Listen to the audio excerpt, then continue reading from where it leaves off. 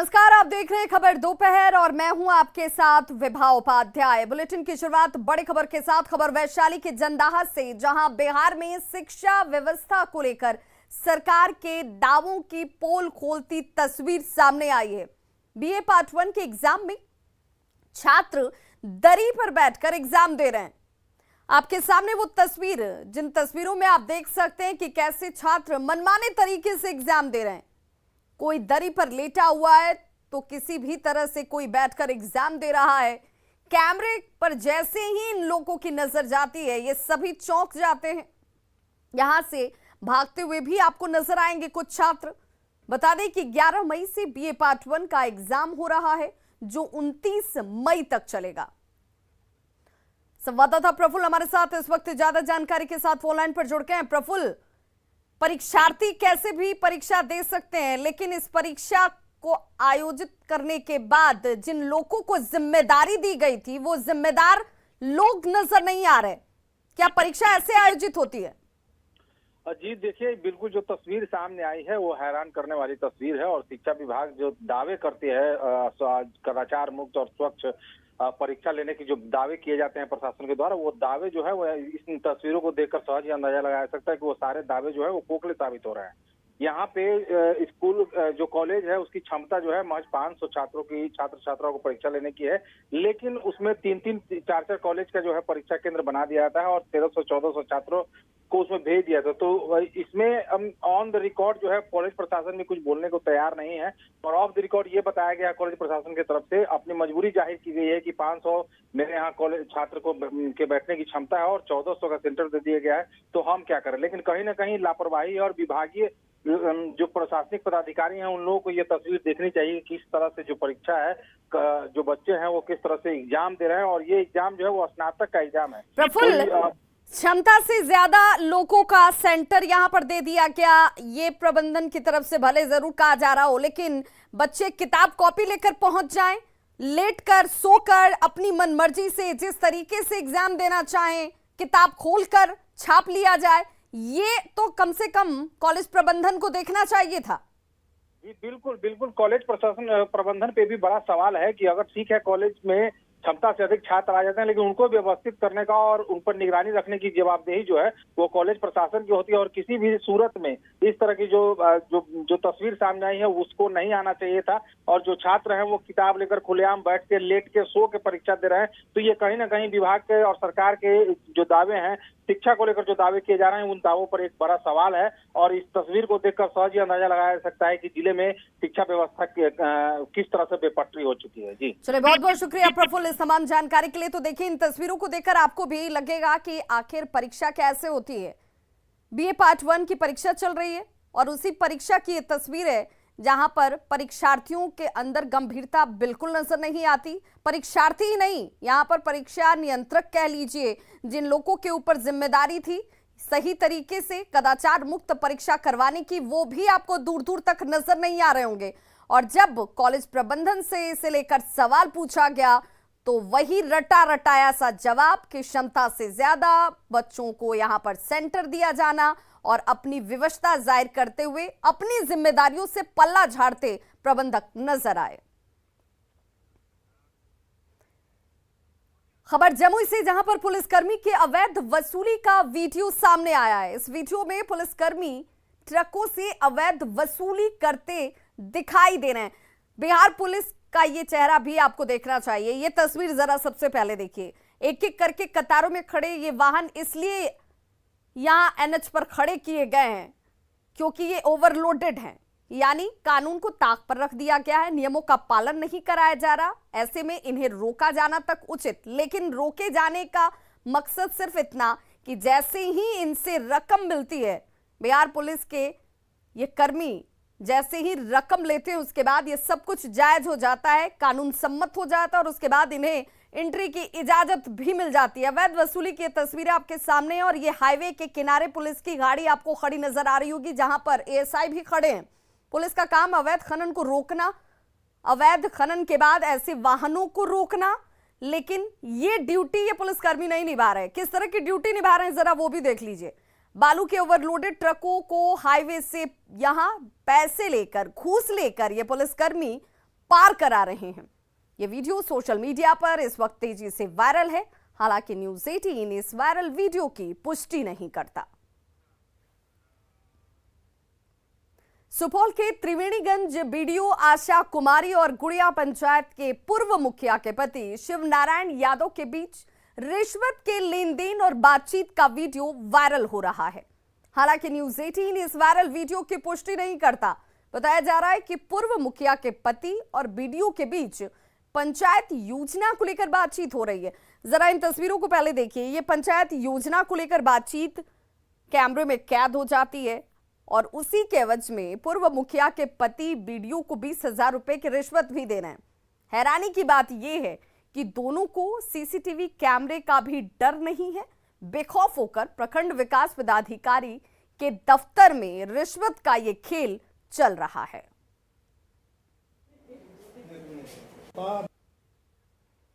और आइए अब आपको बीडीओ और पूर्व मुखिया पति के बीच हुई बातचीत का अंश सुनाते हैं, जिससे सब कुछ साफ हो जाएगा। उसको 25 रकम के लिए 30 रकम के लिए क्या होगा? मेरा ही संपत्ति है, मेरा ही उसको इसका मालिक हम और उसका मालिक आप हैं, हम तो समझते हैं। अब जाने लगिएगा डिलीट कर दें। अब ये डिलीट कर देते हैं, अपने डिलीट कर दो। हम टेंशन नहीं लेते हैं, आप टेंशन हम काहे पालते हैं। अरे बाबू नहीं लगा, खुला हुआ लगा जलाने के लिए खाली कैमरा रखते हैं, तार खुला हुआ। अरे आप तो देखिए तो तार है, हमें तार देख के की करूँ? आप देखो ना तार, देखिए बाबू तार खुला देखिए। आज तार खुला है, जोड़ो जला 20 नहीं ले बाबू, है जाना नाटक नहीं करो। 20 नहीं ले बाबू, हम सुना हम नहीं लेंगे बराबर। उनको बताइए हमारा दे दिया, नहीं करेंगे, हम नहीं देंगे उनको। हम बीस लगेंगे। आप लीजिए महाराज, हम को जिसे बोले आज ये कही हम उसको बोल रहेंगे। अरे आप लीजिए पहले हम तो यहाँ से कह देते हैं, हम आपसे मांगते हैं, थोड़ा सा नहीं देंगे तो आपके हाथ में देंगे। 20 दिए हैं, नहीं 20 में नहीं। नहीं 10 लाख का फाइल खोले, 10 लाख का 10 लाख का 30 लाख का खोले। कहाँ थे आप? कहाँ थे आप? आपसे मांगेंगे। मैं आप थे कहाँ? आप देने क्यों आए? आप थे कहाँ? आप देने क्यों आए? आप थे कहाँ?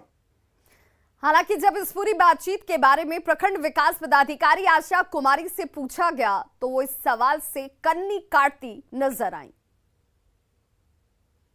एक वीडियो मैडम सोशल मीडिया पे खूब वायरल हो रहा है अभी आपका। इसलिए नहीं सर, बात करते हैं ऐसे बात है, हम इसके सदन में जानेंगे उसके बाद।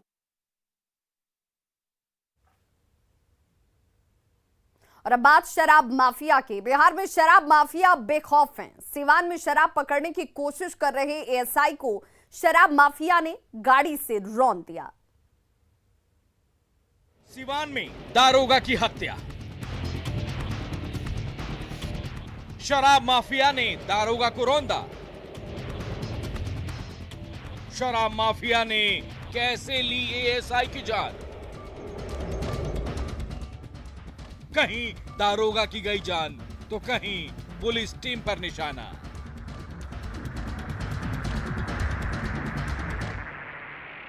रोकोगे तो मारे जाओगे।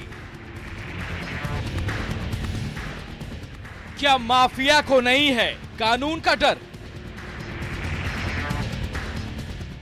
बिहार में ये कैसी शराबबंदी?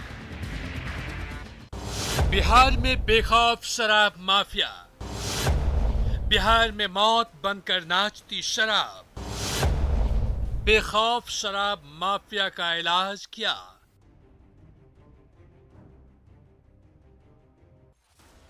ये सवाल इसलिए क्योंकि बिहार में शराब माफिया बेखौफ हैं। सीवान से आई खबर इसकी बेखौफी का सबूत दे रही है।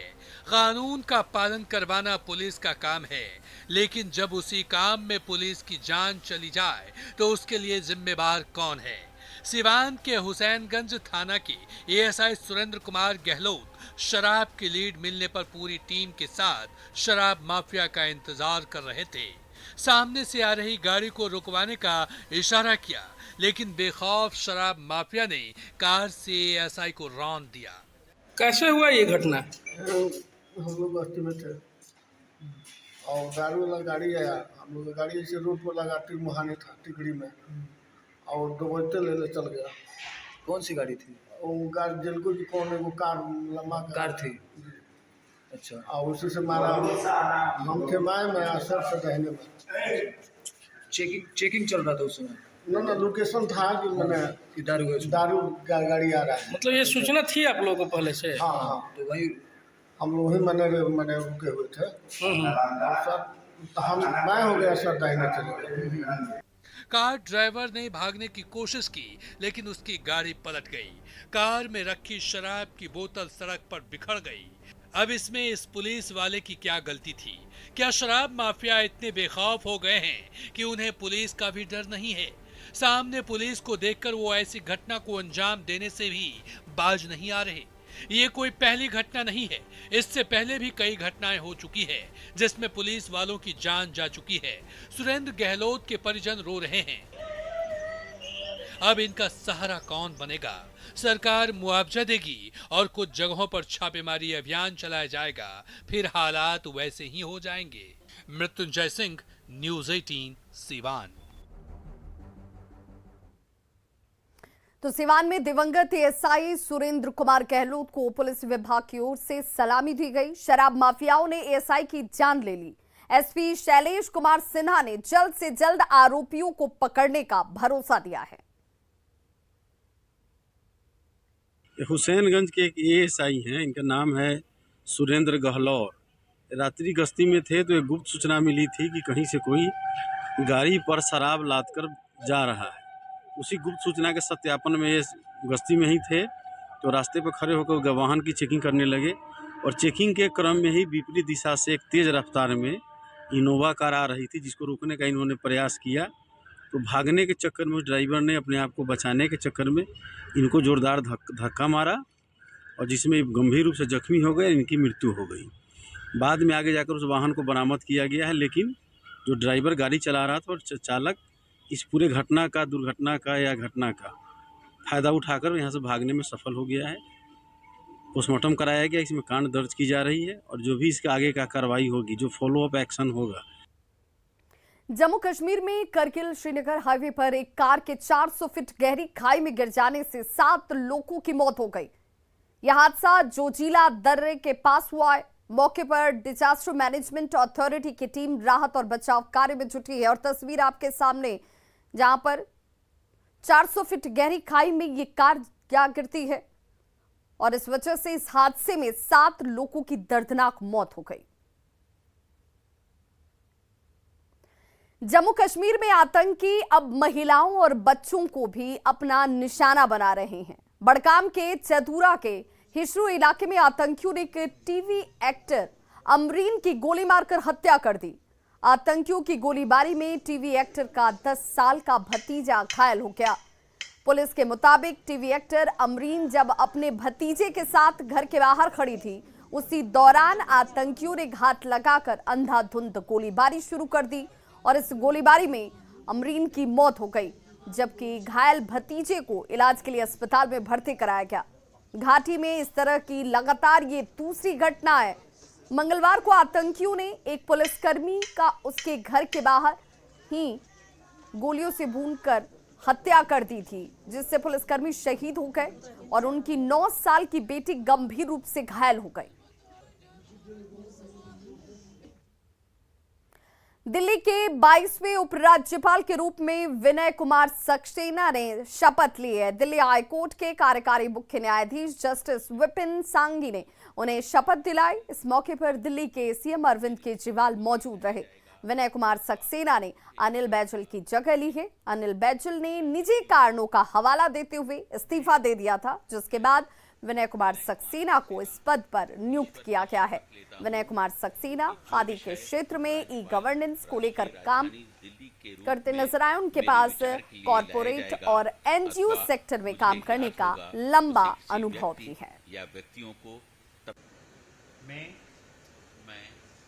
विनय कुमार सक्सेना ईश्वर की शपथ लेता हूं कि जो विषय उपराज्यपाल राष्ट्रीय राजधानी दिल्ली के रूप में मेरे विचार के लिए लाया जाएगा अथवा मुझे ज्ञात होगा, उसे किसी व्यक्ति या व्यक्तियों को और भारतीय नौसेना ने एक गाइडेड मिसाइल का सफल परीक्षण किया है। ये पनडुब्बी रोधी स्टील्थ मिसाइल दुश्मन पर छुपकर वार करने में सक्षम है। वीडियो में दिखाया गया है कि सतह से हवा में मार करने वाली anti submarine stealth frigate missile ने निचली सतह पर एक लक्ष्य को निशाना बनाया।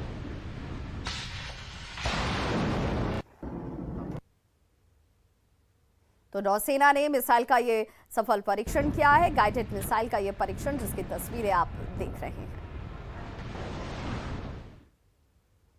और अब बात राजधानी पटना के कर लेते हैं। पटना के दीघा में जेपी सेतु के पास तैयार हो रहे गोलंबर से पटना में आवाजाही आसान हो जाएगी। जी हां, उत्तर बिहार से दक्षिण बिहार मरीन ड्राइव और अटल पथ के साथ तमाम रास्ते यहां एक साथ जुड़ते हैं। ग्राउंड जीरो से देखिए हमारे संवाददाता रवि एस नारायण की रिपोर्ट। बिहार सरकार की सबसे बड़े ड्रीम प्रोजेक्ट की सबसे बड़ी तस्वीर आज हम आपको दिखाने वाले हैं। हम ग्राउंड जीरो के उस जगह पे खड़े हैं जो उत्तर बिहार से दक्षिण बिहार आने वालों के लिए तमाम मुश्किलों का निजात यहां से मिलता है। जी हां, आपको जो तस्वीर दिखा रहे हैं वो जरा देखिए। एक तरफ ये दीघा पुल है जो उत्तर बिहार से दक्षिण बिहार तक जोड़ने के लिए यहाँ पटना वासियों के पास सबसे बड़ी सुविधा देता है। वहीं दूसरी जो सबसे बड़ी ड्रीम प्रोजेक्ट लगभग पूरा होने वाली है उसकी एक तस्वीर जरा देखिए। ये वो गोलंबर है जहां से एक साथ कई रास्ते जो हैं वो खुलते हैं। ये जो आप चौराहा देख रहे हैं, गोलंबर देख रहे हैं, इसके ठीक पूरब की तरफ जो रास्ता निकलता है वो सीधा मरीन ड्राइव जो गंगा लोक नायक जो पथ निर्माण हुआ है वो है वो पथ जो मरीन ड्राइव कहलाता है। और ये मरीन ड्राइव यहाँ से बिना किसी जाम में फंसे हुए सीधा गांधी मैदान तक पहुँचता है। जी हाँ, जरा समझिए और इस बात को कि इस गोलंबर कितना महत्वपूर्ण है कि पूरब की तरफ तो जो रास्ता जाता है वो सीधा मरीन ड्राइव में बिना रुके हुए आप गांधी मैदान तक जा सकते हैं, कलेक्ट्रेट तक जा सकते हैं दीघा से। और दीघा से अगर आपको अटल पथ की तरफ जाना है और आपको बेली रोड निकलना है, बोरिंग रोड चौराहा निकलना है, तमाम अगर उस इलाकों में जाना है तो वो उसकी दूसरी तरफ दक्षिण की तरफ ये जो सड़क निकल रही है वो सीधा अटल पथ पर जाकर के जुड़ती है। और वहीं अगर इस गोलंबर से तीसरा रास्ता जो है वो कहलाती है दीघा का रोटरी रास्ता जो सीधा दीघा वासियों के लिए इधर निकलती है। अब जरा इस बात को इस ढंग से समझिए कि अगर उत्तर बिहार से किसी व्यक्ति को दक्षिण बिहार जाना है, औरंगाबाद जाना है, अरवल जाना है, जहानाबाद जाना है, भभुआ कैमूर किसी तरफ अगर निकलना है तो वो सीधा जेपी सेतु से आने के बाद ये जो गोलंबर है वहां से सीधा किसी भी तरफ निकल सकता है। किसी व्यक्ति को अगर पीएमसीएच में इलाज की तत्काल जरूरत है तो वो इस गोलंबर से पूरब की तरफ 5.5 किलोमीटर दूरी तय करके सीधा पीएमसीएच की तरफ जा सकता है। अब जरा समझिए कि यहाँ से अमूमन अभी जो समय लगता है लगभग 20 किलोमीटर का दूरी है जो घंटों जाम में फंसे रहते हैं। यहाँ पे बिना कोई जाम के गंगा के ठीक ऊपर से मरीन ड्राइव से आप पीएमसीएच पहुंच सकते हैं। और दूसरी तरफ अगर आपको अटल पथ की तरफ या दक्षिण बिहार के किसी जिलों में जाना है तो यहाँ से फ्लाईओवर जो है वो आपको मिलता है जो सीधा आपको दूसरी तरफ पहुंचाता है।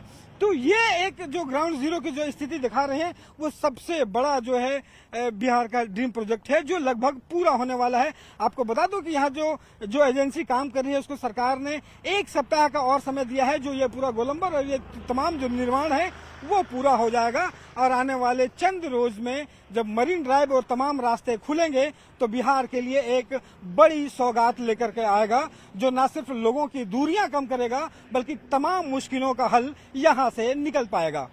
कैमरा पर्सन मनीष जुनेजा के साथ रवि एस नारायण, न्यूज़ 18 पटना। खबर झारखंड के सिमडेगा से जहां पर चौथे और अंतिम चरण के पंचायत चुनाव में बानो और बांसजोर प्रखंड में वोट डाले जाएंगे। इसे लेकर प्रशासन की तरफ से तमाम तैयारियां पूरी कर ली गई हैं। सभी मतदान कर्मियों को बूथों तक बैलेट बॉक्स और पेपर के साथ रवाना कर दिया गया है। चौथे चरण के मतदान के लिए प्रशासन की तैयारियां पूरी हैं जिसमें बानो प्रखंड के 16 पंचायत में मतदान होगा, वहीं बांसजोर प्रखंड के 4 पंचायतों में वोट डाले जाएंगे। तो 2 तस्वीरें हैं आपके टीवी स्क्रीन पर जहां पर मतदान की पूरी तैयारी की जा चुकी है। मतदान कर्मी आपको नजर आ रहे होंगे और वहीं दूसरी तरफ सुरक्षा के लिए कड़े इंतजाम किए गए हैं, जिसकी मॉनिटरिंग भी करते हुए और दिशा निर्देश देते हुए अधिकारी। रहने का प्रयास करिए, थोड़ा थोड़ा जरूर पानी पीजिए, चाहे प्यास लगे या ना लगे। दूसरी बात है आपकी हेल्थ को लेकर के, जो मैडम ने बताया है, अगर आप लोग पहले गए होंगे या नहीं गए होंगे, जो भी गए क्लस्टर्स में पर्याप्त मात्रा में फोर्स, सभी बूथ्स में पर्याप्त मात्रा में फोर्स को डिप्लॉय कर दिया है। प्लस बाकी अन्य जो भी इंस्ट्रक्शंस पोलिंग पार्टीज़ को, सेक्टर मजिस्ट्रेट्स को देना था, अभी जॉइंट ब्रीफिंग एसपी के साथ हुआ है, तो उम्मीद है कि we will be able to do proper election tomorrow. सभी फेसेस के जैसे हुआ है, कल का फेस भी अच्छे से। तो खबरों का सिलसिला लगातार जारी है, आप देखते रहिए न्यूज़ 18 बिहार झारखंड, यहाँ खबरों का सिलसिला कभी नहीं थमता।